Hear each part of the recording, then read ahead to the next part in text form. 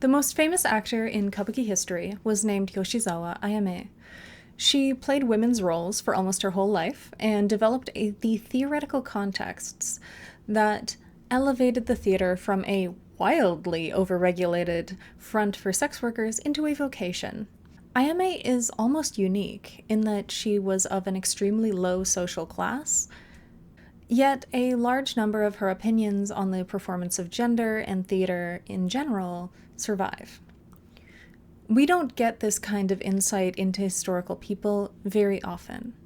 Usually we hear about queer people in their own words only when they are in trouble with the law. So having this insight and the fact that these documents survive at all is a miracle. Now, you may have noticed that I use pronouns associated with women to describe Ayame. This is not the typical convention in how to gender her.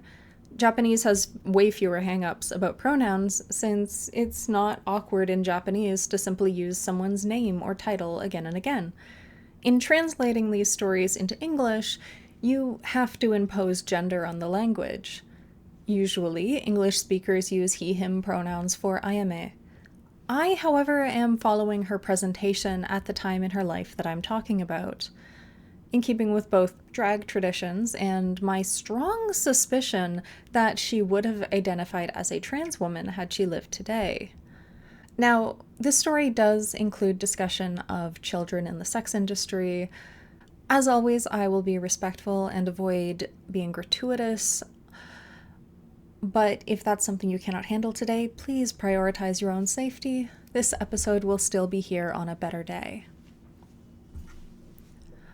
In order to explain the positionality of Ayame in this moment, I need to explain the situation that allowed her to become a tutelary deity in her field. Early kabuki was often, if not mostly, a way of advertising one's wares as a sex worker. It came about at the end of the Warring States period, when the population of Japan was exhausted and in need of something that was boisterous enough to celebrate life after war. What's better than sex, cross-dressing, and loud hyperbolic adventures, often based on shipping historical figures? Now, that sounds like my idea of a good evening. Even the word kabuki was derived from the word kabuku, to lean, to tilt, or to behave or dress strangely, before it changed from a kabuki theater to the kabuki theater. Now, it was not always a male-dominated field. Not much is known about what is called women's kabuki, beyond the fact that women were participants in some theaters and they played men's roles there sometimes, while men played women's roles. Humans really don't change. There's just something about the appearance of cross-dressing that was just extra appealing to an audience. Chef's kiss, 10 out of 10, no notes. And I will be discussing women's kabuki in more detail in my Patreon-only bonus episode on the origins of the term hutanarihira. It's a wild ride and was so fun to research. Women's kabuki ended at the hands of the shogunate. Our very favorite killjoy, Toyotomi Hideyoshi, banned women from the stage in an attempt to cut down on the indecency he saw in society, or at the very least to restrain sex work to certain licensed brothels within the entertainment districts of major cities. But there's a pattern in Japan. If you try to keep women from selling sex, men will fill the gap. It only gets gayer the more you fight it. Now, the history of sex work has some international rhymes. Melissa Jura Grant would describe this as sexual gentrification.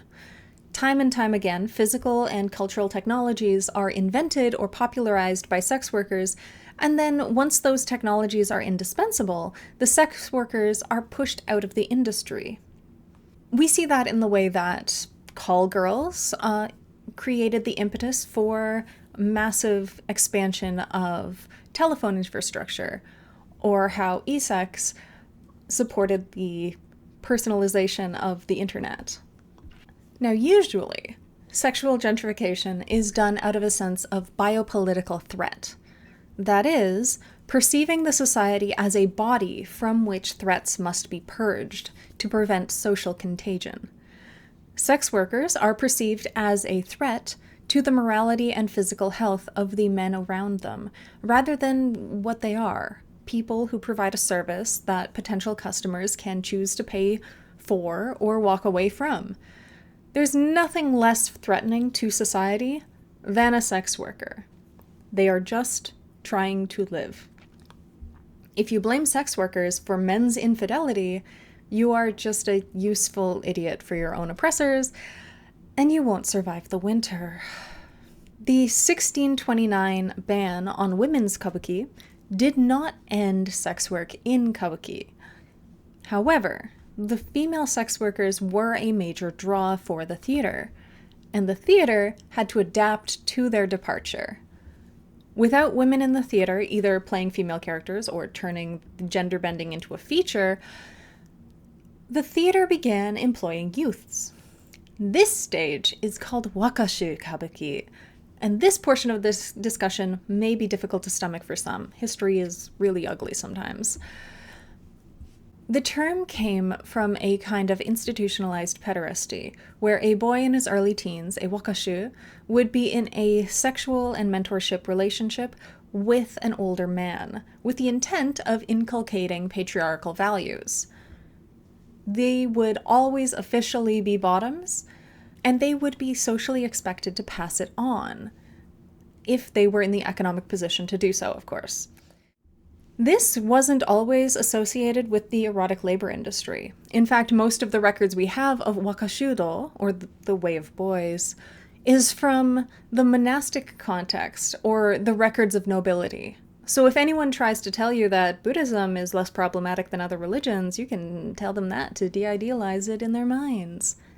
It's just a religion, like all the other ones. Got good things and bad things. Wakashu kabuki made use of the socially accepted desirability of these young men.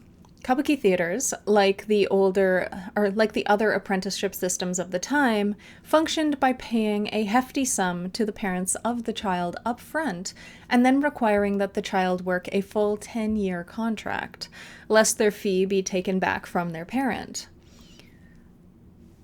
Now, kabuki is not the only place that did this. There are modern examples of this system remaining.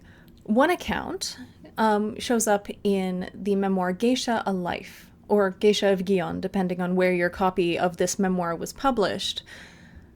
And it details how this system can be experienced as nurturing for some or as being sold out of parental neglect by others.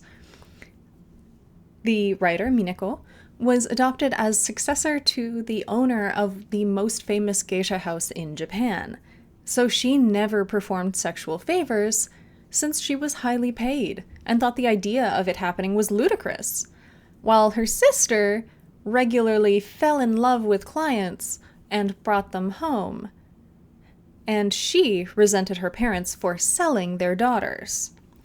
Both are valid experiences of a system like this.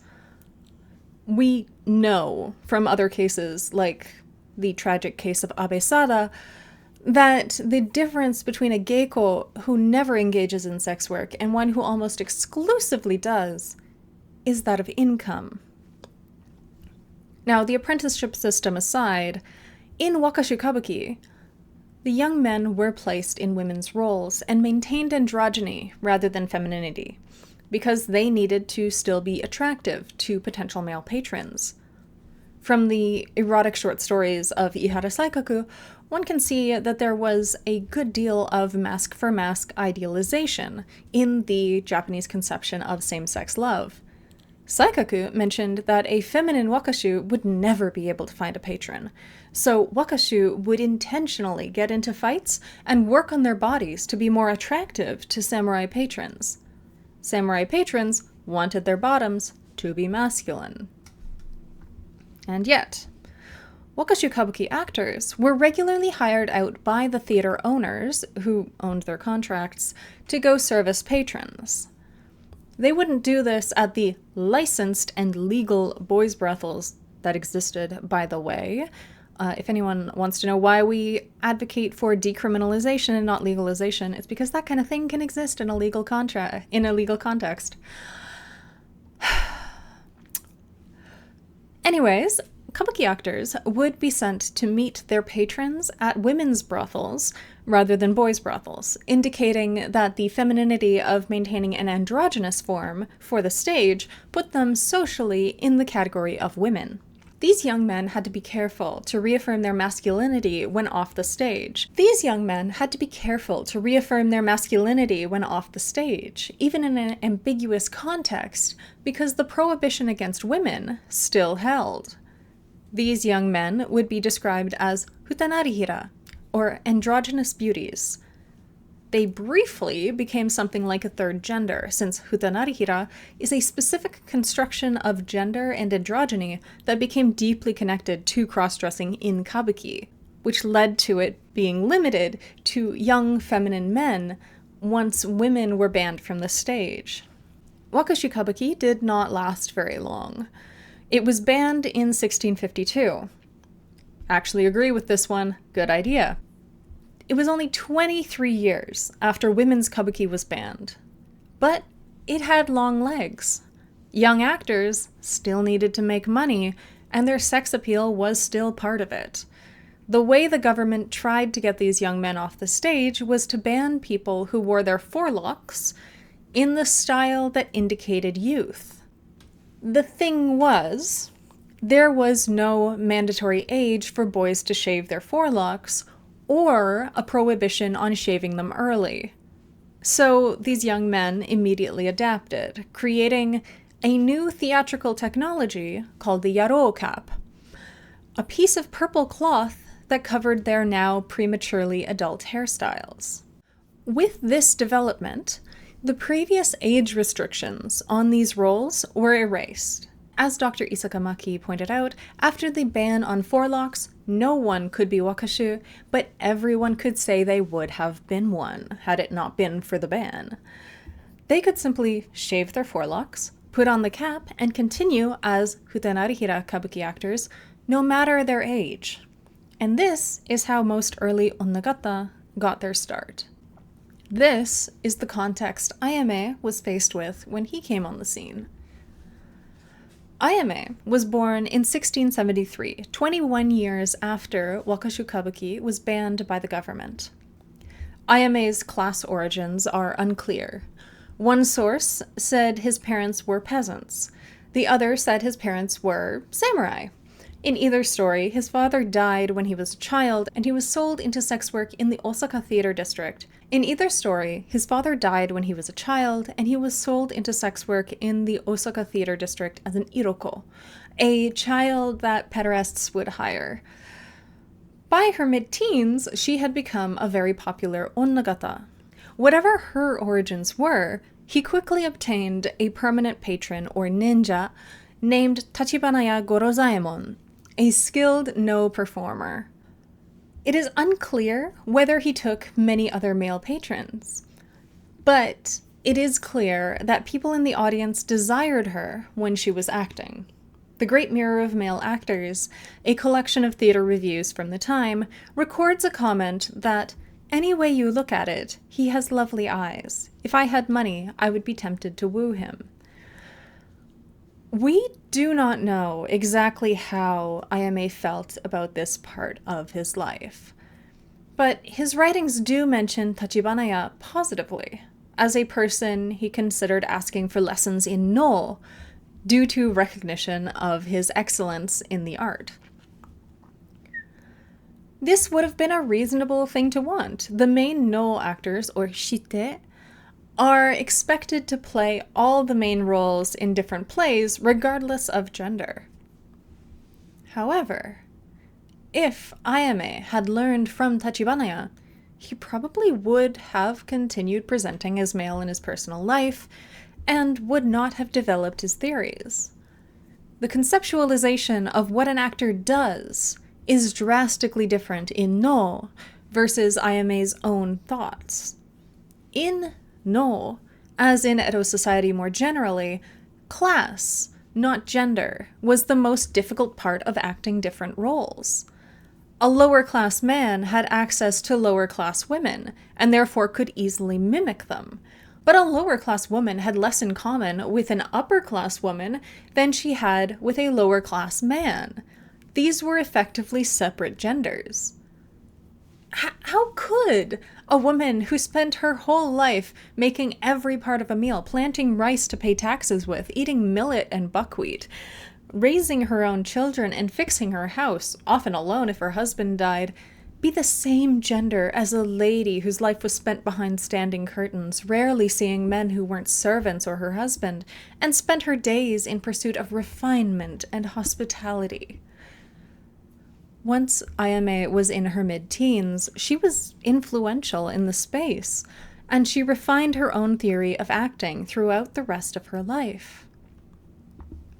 Her theory relies on the concept of femininity and the inherent flexibility of gender in Japan at the time. There was a Buddhist idea called Henjo Nanshi, or bodily metamorphosis for the purposes of achieving enlightenment.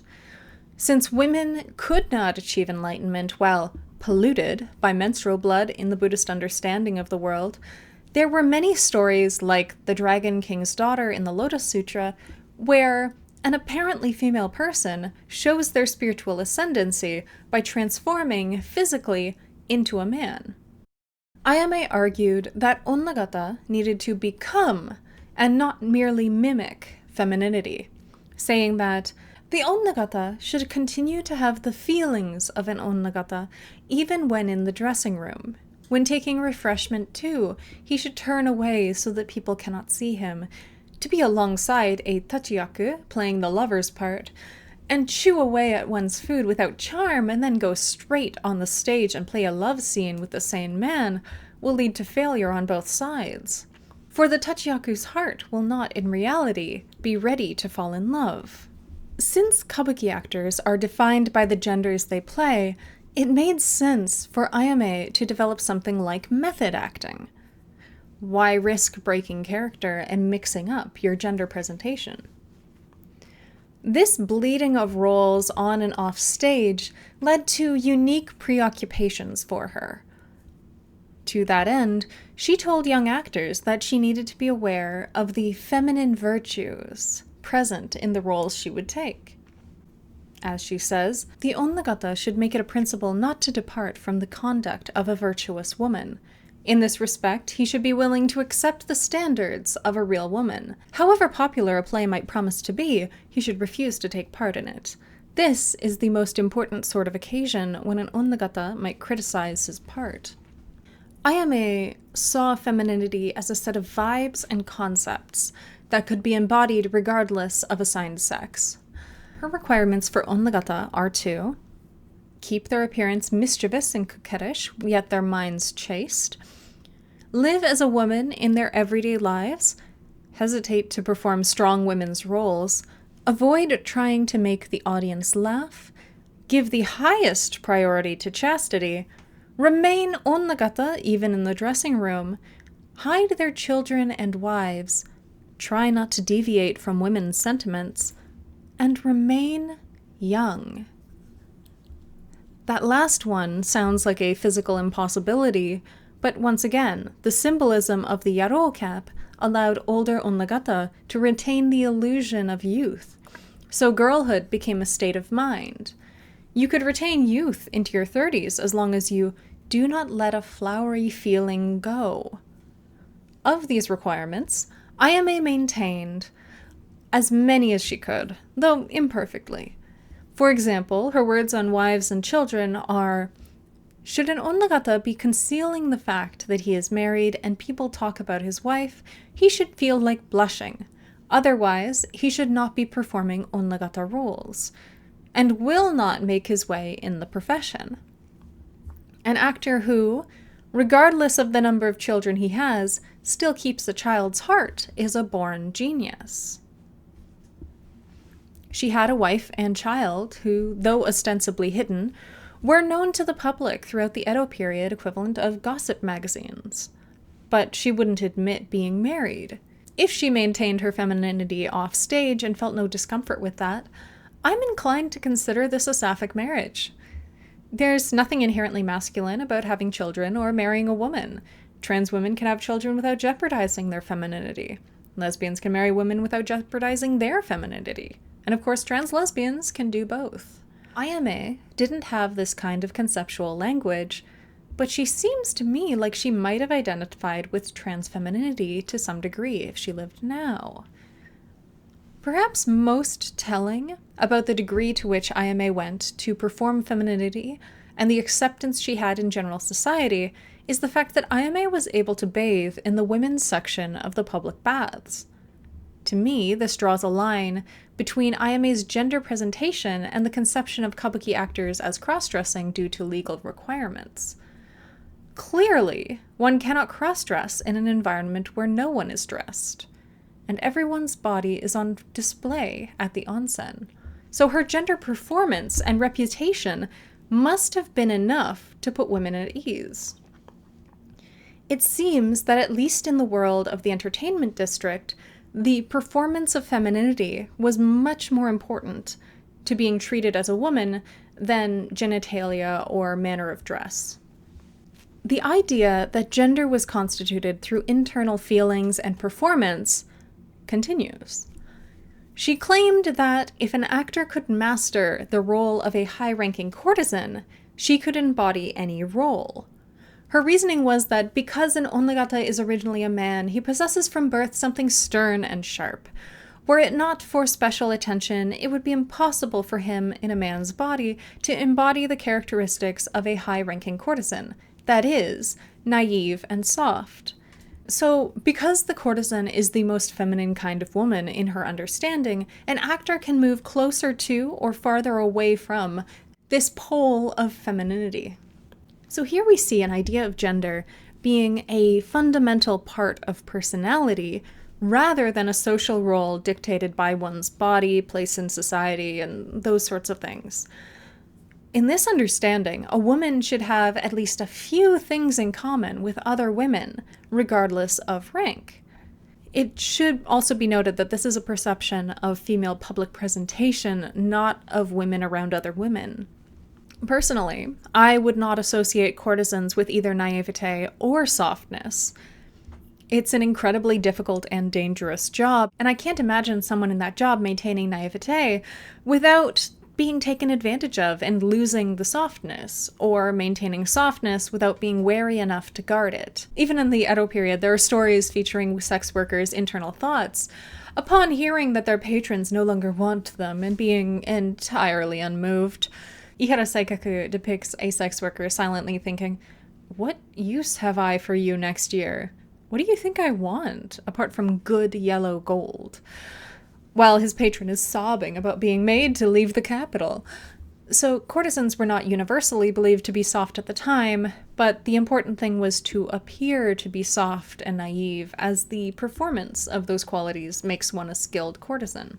Now, there were ways to be chaste courtesans in Japanese society at the time.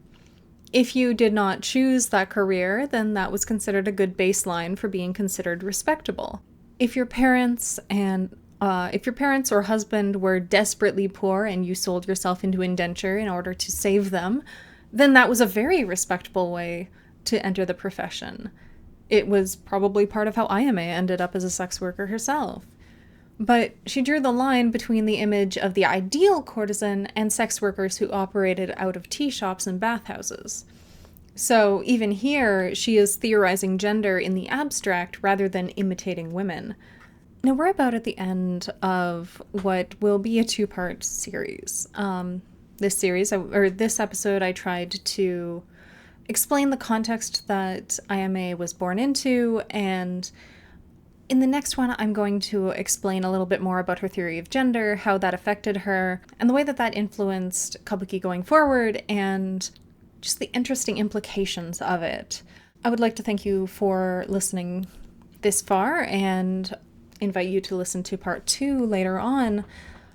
I would like to direct your attention to my Patreon, patreon.com/dragonflyparade, all one word, where I put out extra content. These are whole other episodes of this podcast covering things I find fascinating and relevant to the study of queer history. I have deeper dives into the work of people I talk about in the main channel episodes, as well as talking about interesting tangents and dead ends I found so you don't have to go down them too. If you like what I'm doing here and want to support me finding and bringing more resources on queer history to you, I would be very grateful for your support. Resources on obscure queer history don't tend to be accessible for free, so anything would help me get off the ground. You can also rate the podcast, like the video, send me feedback there or on Twitter, Blue Sky, Instagram, YouTube, or TikTok, all at Dragonfly Parade, all one word. Tell me what you thought. Any interesting info you want to add to the conversation? Any ideas for future episodes you want to hear about? I want to hear from you. It means the world to me that you listened this far. Thanks as always to Feifei for the wonderful cover art. Thank you to my supporters, Lena, Cora, Kuvi, Mike, and Kathy.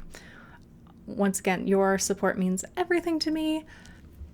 Thank you again, and come back soon for part 2 in the story of Yoshizawa Ayame.